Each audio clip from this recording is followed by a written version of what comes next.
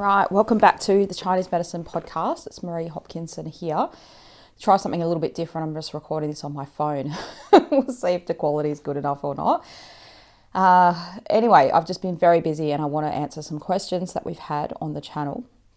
And I just want to apologise that I haven't been able to make videos as often as I would have normally made them, but I've just been busy, busy helping people, busy seeing patients.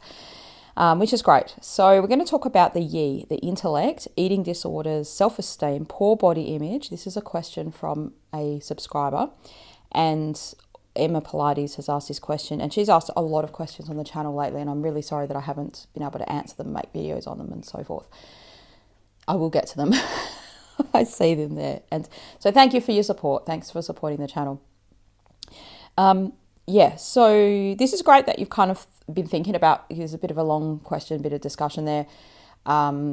It's good to have that thought about Chinese medicine. How does it work? How does it think about these things? So I'll kind of do a little bit of a think about it as we make this video. So hopefully we can kind of come to an understanding about that. So the question is, hi Marie, can you discuss the link between yi, yi, that's the intellect in Chinese medicine, and eating disorders / self-esteem, poor body image, and is this something that was created from caregivers in childhood? I always felt that I always felt that I was relied upon heavily from a young age. Like, you know, people were, maybe had too much responsibility as a young person, and also a pressure to perform and to be an overachiever. I experienced burnout at a young age. Responsible for others' happiness. Dysregulated caregiver. So, please also explain how the yi is the center point between heaven and earth, and does this mean that the person with a disharmony is actually torn between two worlds? And how to heal, please. So then there was a bit of a question about where did you get this idea about the yi as part of the center between the heaven and earth, and I think that might be their own idea. So the answer was, I'm just curious, is there some sort of pulling between too much stimulation and moving forward versus difficulty making decisions and so on? I'm just curious.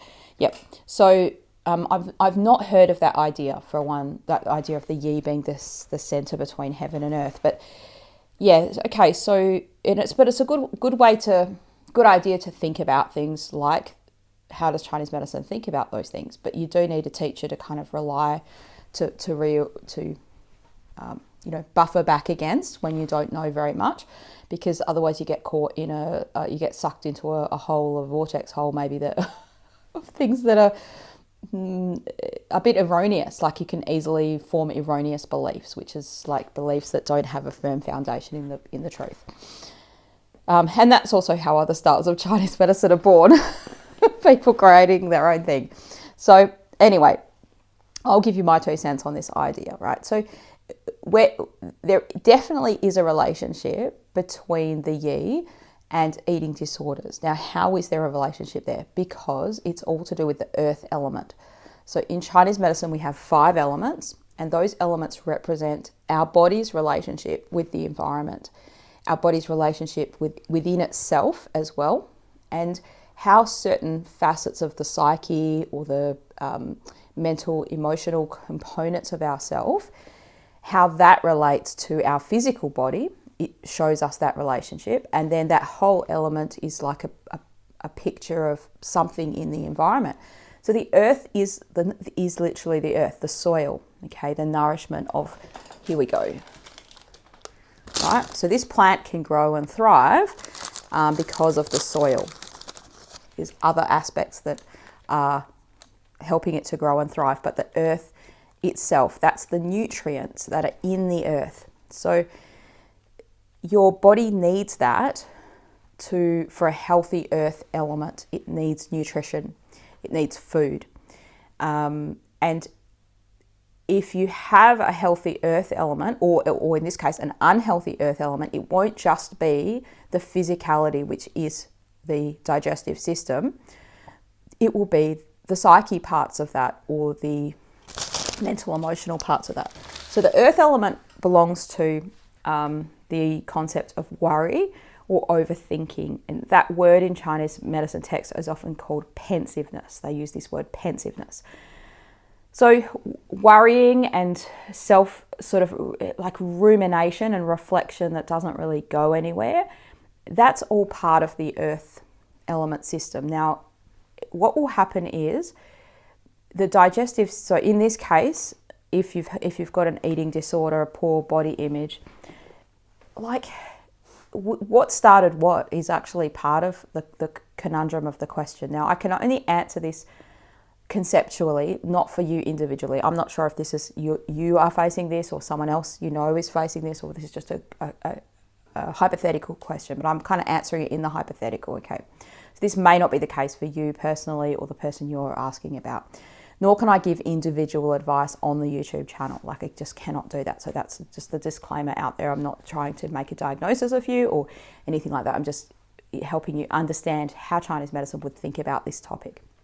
Okay, so we think about the earth being responsible for the absorption of nutrition for some of the part. Now, some of that's done by fire, the fire element, which is the small intestine, that's the actual absorption. But before we even got the food down to the small intestine, it has to pass through the stomach, and it also has to pass out through the large intestine. So those are both yang ming organs. So there's a connection there in what we would call yang ming. This might have gone a bit too technical for you already. But the earth relates to the tube of digestion, the yang ming. Okay, that's the stomach part of the tube. And the spleen relates in Chinese medicine in digestion to the separation of the pure and the impure, the transformation and transportation of food and fluids. So those are functional things that the digestive system is doing. Now, is it actually doing it in the spleen? No, food doesn't enter the spleen, or the spleen doesn't do that physically. Like, it's this metaphorical concept that there's some kind of energy doing that. Now, it's the spleen. They're just saying that it's the spleen energy, but it's basically energy is doing that. So the energy that's required to do the separation of the foods and fluids in the stomach and then throughout the tube as it goes down is an earth element function. So it's through that earth element function, that spleen qi. You might have heard this in TCM, they call it spleen qi deficiency. That we could just as easily call that earth element deficiency. So that if your spleen qi isn't functioning properly, if your spleen qi is deficient, then it stands to reason that the other functions of the spleen would not work as well. So those are things like the intellect. So what is the intellect? Intellect is like a reasoning, being able to decide and discern, right, between things that are not true and things that are true. Now, this is where it gets really interesting and complicated in something like a body dysmorphic disorder, eating disorder types of conditions, because it often starts with an untrue perception of the person's body. They think they're fat when they're not fat. Now, they may have once been overweight. And this is also, again, this is a very complex, different situation for different people. So some people start out by actually being overweight, and then they end up with an eating disorder because they actually legitimately did need to lose weight. Or they could actually end up being obese and overweight because of like eating too much food. So you've got anorexia, and this video is not going to kind of go into all of the body dysmorphic disorder things and all the different eating disorders, but just in general to think about this. So if your perception isn't true, again, we could also have a long conversation about what's true, what's not true. Then there's that's where the issue lies, and that could be because there's some kind of earth element deficiency. Now, this says that could it be created early in childhood? Now, there's theories of Chinese medicine that subscribe to this idea. Now, this is a theory. Doesn't mean every practitioner thinks that this is true, and this is rooted in the 5-element theory, or the the 5-element style, which is the Worsley style of 5-element acupuncture. This is not like, doesn't mean that every person who does Chinese medicine, they use the 5 elements, they all subscribe to this idea. But this idea says that when you were born, one of the elements was not like the others. You know, the Sesame Street, one of these things is not like the others. One of these things is not like the others. One of these elements was not properly developed, and you have a deficiency there. You have and they call this your constitutional factor, right? You have one element that's the weakest link, one element's not as good as the others.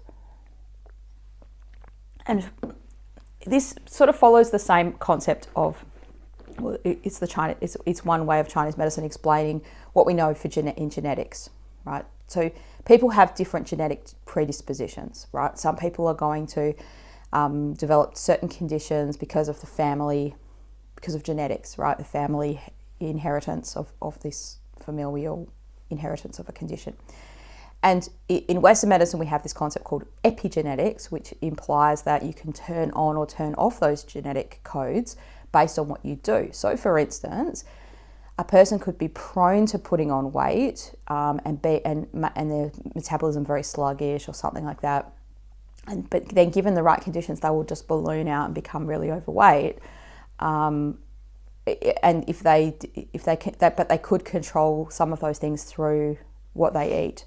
I'm not saying calories eaten to stop you from becoming overweight. I'm saying certain conditions, you know, from certain foods. Like we've got issues now with toxic products in foods, chemicals in foods that we shouldn't be eating, you know, seed oils and all these kinds of things. So some of these things, or lack of eating, you know, proper nourishment for your body, like this could come from proper, like, you know, meats and vegetables and stuff like that, you know, a lack of that sort of nutrition. A person that eats a lot of Twinkies or, yeah, like packet kind of foods, they just don't ingest enough nutrition, and that in itself can turn on certain genetic codes. So that's one theory. Now that's not a Chinese medicine theory, right? But this idea that the environment changes us, and the environment can kind of exacerbate something that was probably already there. That's a part of Chinese medicine through this. One of the concepts that explains that is this 5 elements. You know, everyone was born with one element, not as strong as the others, or, you know, the weaker element. So this is why some people, they always struggle with worry. They're just a worrying person. They'll say, I'm a worrier. Not warrior, but worry. They worry a lot. They're a very anxious kind of person. In psychology, we have these, the Big Five is one of the great psychological tests that people can do. And one of those things is a measure of openness, the trait of openness. And one of those measures is a trait of neuroticism. So a person who scores high on that trait of neuroticism is usually a worrying person. They have a higher levels of anxiety. If a person scores very low on neuroticism, then that means they generally don't experience much anxiety in their life. They just don't experience that. And I would say that people that have a high level of neuroticism in their life, something is probably not great in the earth element in their world. So, or they would definitely be benefited by a better diet. So they have a more healthier diet. It might pull that earth element into submission, if you like into, like, you know, might help it function better. So yeah, the sort of, to answer the question here, that yes, there is a relationship between the yi, the intellect, and the earth. And for this, so if your earth element is already deficient, it would mean that it could impact your intellect. Now, there's plenty of people that have great intellects and they have something else going on in their earth element. They could be worrying, but they still have a good intellect. So I'm not saying you definitely, if you have spleen qi deficiency, you're automatically going to have not a great intellect, because that's not true. Like, I don't ever observe that in my clinic as a general rule. So perhaps other things have happened in those formative years, that is definitely important. So this person says, could this be because of the pressure to perform from a young age and being relied upon heavily? So we think about this concept of responsibility. And, this is, again, part of the nature of who you are. For some people, they go through a hardship and they come out a better person for it. Now, going through the hardship was difficult. They come out a better person. Other people can go through a hardship and they can come out a worse person, a harder person, a more sadder person. And there's so many things in there that are part of this, right? The support that you had growing up. So you might have had, I can think of people that I know that had an enormous amount of responsibility on their shoulders as a young person, because their parents were unwell. Their parents were addicted to drugs. Their parents were struggling with addiction, and they had to struggle through some of that stuff. And then they ended up coming out, as a better person for that stuff. As in, they probably would have wished that didn't happen, but they, struggled through it and did really well. And the same person. The same circumstances could happen to a different person, but they don't do well. So I don't think it's necessarily that all the circumstances are to blame. They can certainly play a part in it. One thing to kind of bear in mind here is when you're young, from sort of 0 to 5 years old, your earth element is considered like still developing. So your digestive system particularly is maturing. Like you can see this in kids, right? The intellect is developing. A kid doesn't have the same intellect as an adult. They don't have the ability to reason through things. We think of, in Chinese medicine, digestion of thoughts and digestion of food.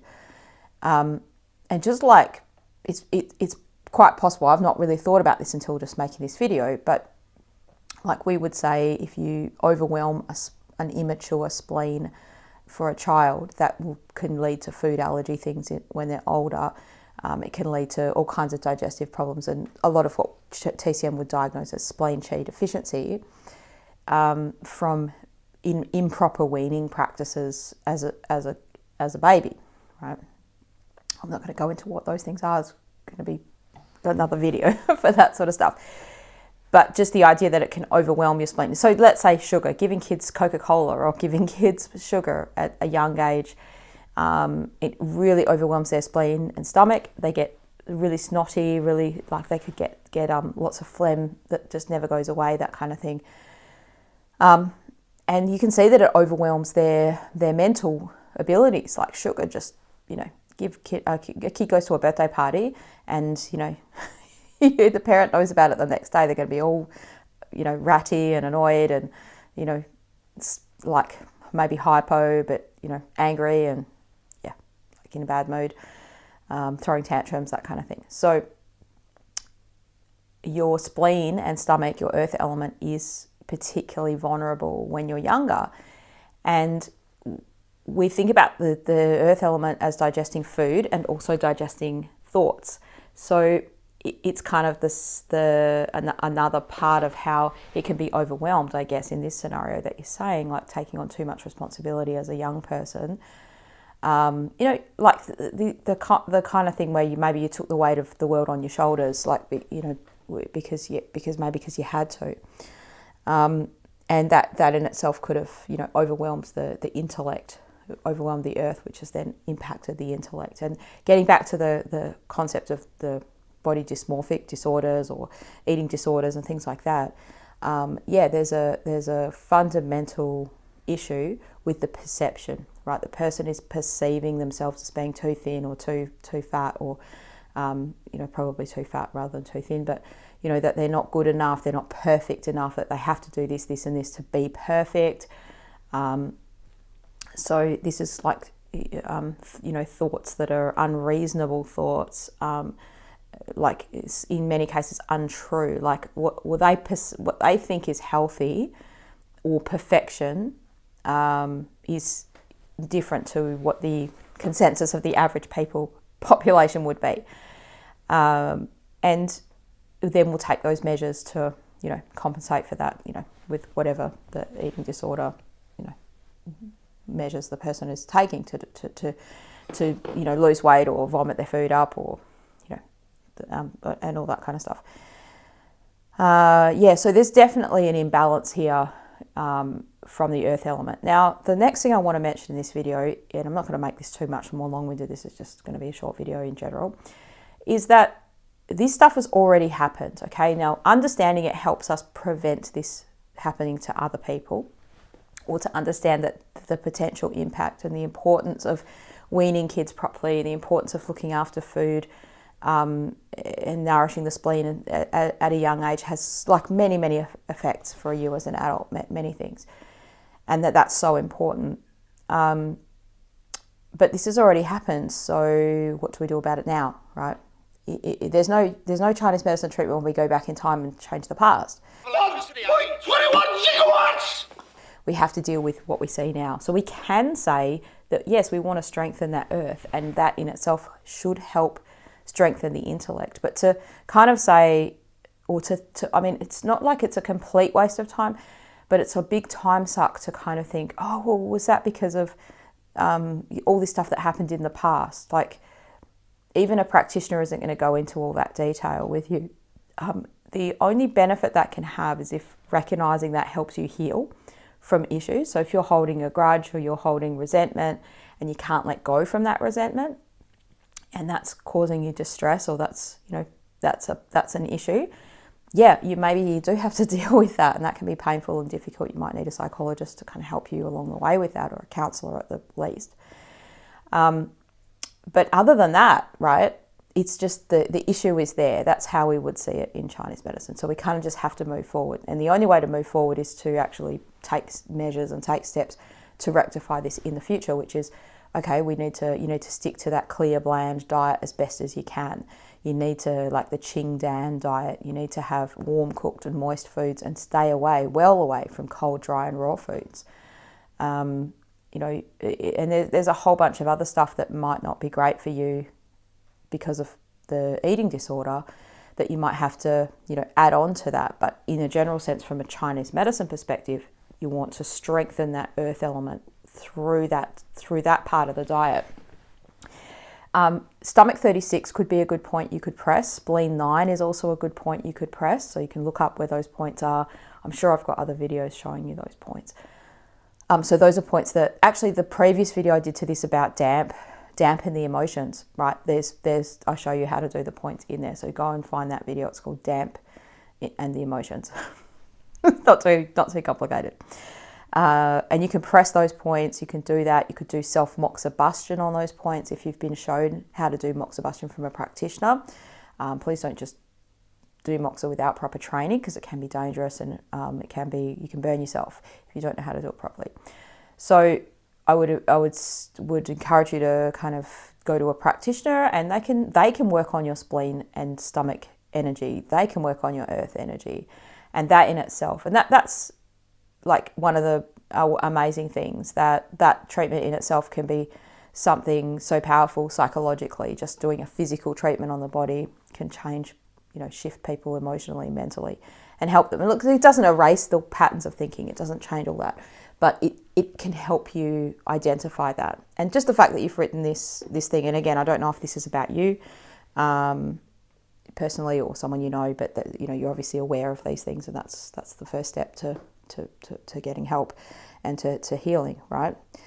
So to answer that question, how to heal, right, is to, unless it's productive in some way, I wouldn't be focusing in on the past, how this happened, because you cannot change that. And also that just creates more of that rumination, which isn't great for the spleen chi. The spleen chi in disharmony, weak spleen chi, loves to ruminate.